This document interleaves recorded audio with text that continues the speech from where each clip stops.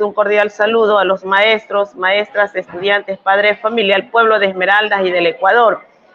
Efectivamente, nosotros anunciamos una movilización para el día de mañana, martes 26 de septiembre, a las 10 de la mañana, está planificada, en rechazo a la Ley de Urgencia Económica para el Equilibrio, Organización y Transparencia de las Finanzas Públicas, un decreto que ha emitido el señor presidente de la República y que lo ha presentado precisamente en la Corte Constitucional para que le dé el aval y pueda entonces poder proceder a hacer lo que siempre han querido, lo que es disminuir el presupuesto de salud y el presupuesto de educación. Y en ello también quererse olvidar de la deuda que tiene con el IES.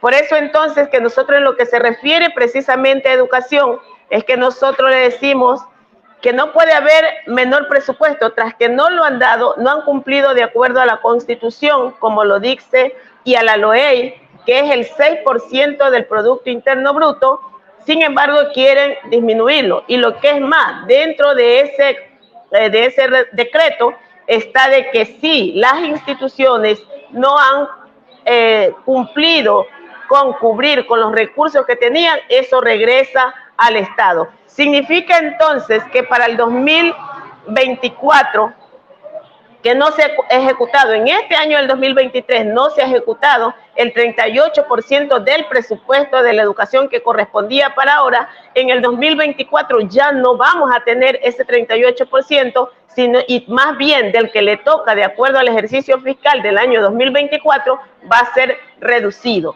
Entonces no podemos permitir que a través de este decreto el señor Lasso, ya que está feneciendo en sus últimos días su gobierno, pueda dejar perjudicada a la educación de este país. Porque no es que perjudica a los docentes, perjudica a los padres de familia, a los estudiantes, en el hecho de que no habrá presupuesto para los textos escolares, para la alimentación escolar y para la infraestructura y para todo lo que hace falta en educación. E incluso usted sabe que ahora estamos en un concurso de méritos y oposición para los maestros con especialidades. Sin embargo, son 74,000 maestros que están concursando nuevamente para obtener su nombramiento. Sin embargo, hay un poco más de 230 partidos. O sea, significa que quieren recortar el presupuesto para la educación y la salud, sabiendo de que no hay medicina en los hospitales, faltan profesionales en la salud y hospitales, y también quieren dejar reduciendo este presupuesto. Y olvidarse la deuda del IES, que en estos momentos significan más de $1.000 millones.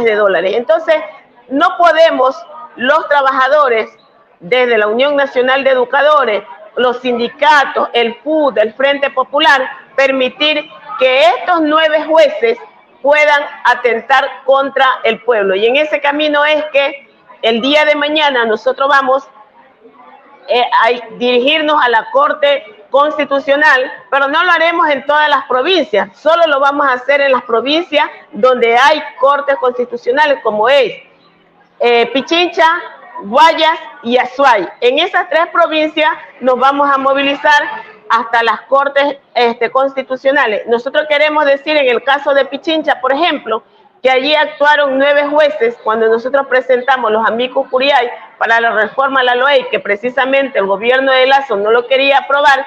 Esos 9 jueces fueron los que dieron el aval en la LOEI, la constituyeron legalmente, y allí está en el artículo 20 que dice que el presupuesto para la educación debe ser progresivo e irreductible.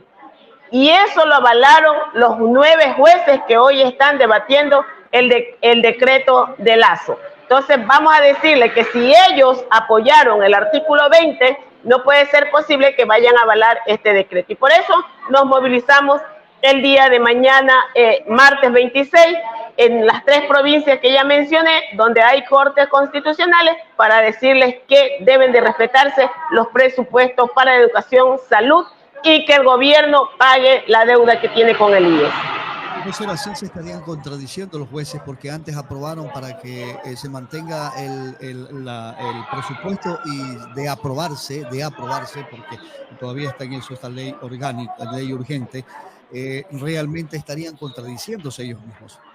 Claro que sí, porque mire usted, cuando nosotros presentamos la reforma a la ley, y está en la Constitución también, de que debe ser el 6% del Producto Interno Bruto, y que el presupuesto debe darse con 0.5 cada año, y eso no lo ha cumplido el gobierno de Lazo. Y entonces ahí los 9 jueces, porque son los mismos, no son otros, que aprobaron las reformas a la LOEI, y con este artículo 20 de que el presupuesto debe ser progresivo e irreductible, no pueden aprobar el decreto de Lazo tal y cual está. Y además tienen que vivir la realidad los 9 jueces. ¿Cómo está la educación en nuestro país?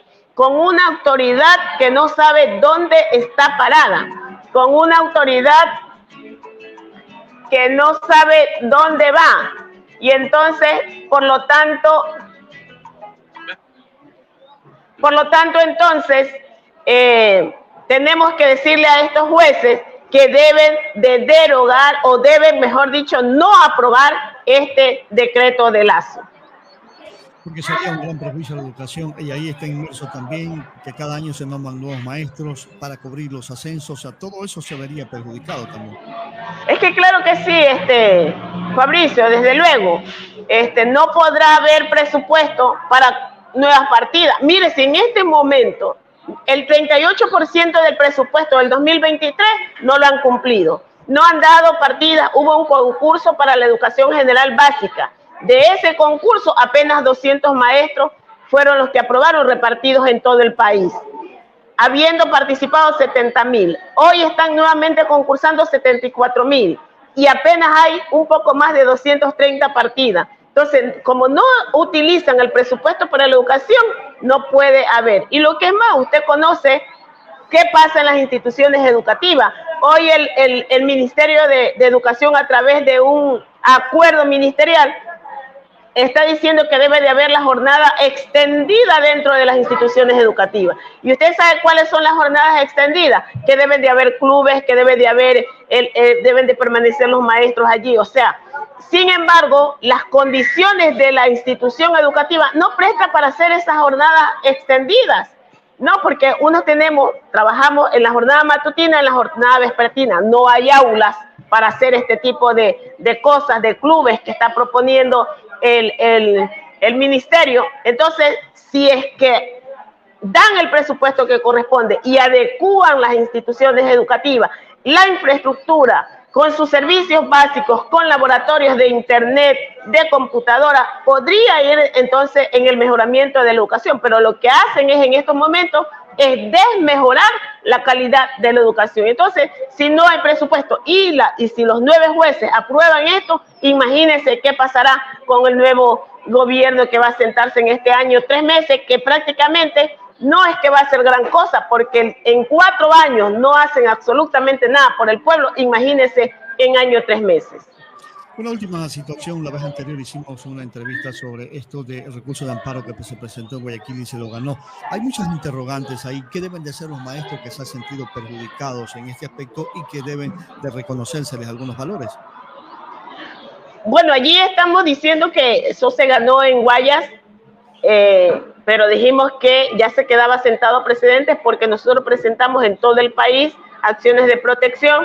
Sin embargo, fueron negadas, no porque no teníamos razón, sino que usted sabe cómo está corruptible los jueces ahora, cómo está la corrupción dentro de la justicia, y por lo tanto los mismos que están en contra de los maestros, en contra de los docentes, porque usted sabe que nadie ha querido a los docentes, que todo lo que hemos obtenido ha sido precisamente por la lucha en las calles. No es que han dicho tome docentes y aquí están, no. Ha sido a través de la lucha en las calles. Entonces, ganamos en Guaya y se sienta precedente. Por lo tanto, ahora en cada una de las provincias, la disposición que hay desde la Unión Nacional de Educadores, volveremos a presentar las acciones de protección para que se garantice el derecho que tienen nuestros compañeros a esta equiparación salarial. Por eso nos preparamos, usted sabe, en el 32º Congreso Nacional de la UNE, que vamos a llevar a cabo el 7 de octubre, con la participación de todas las provincias del país, y allí vamos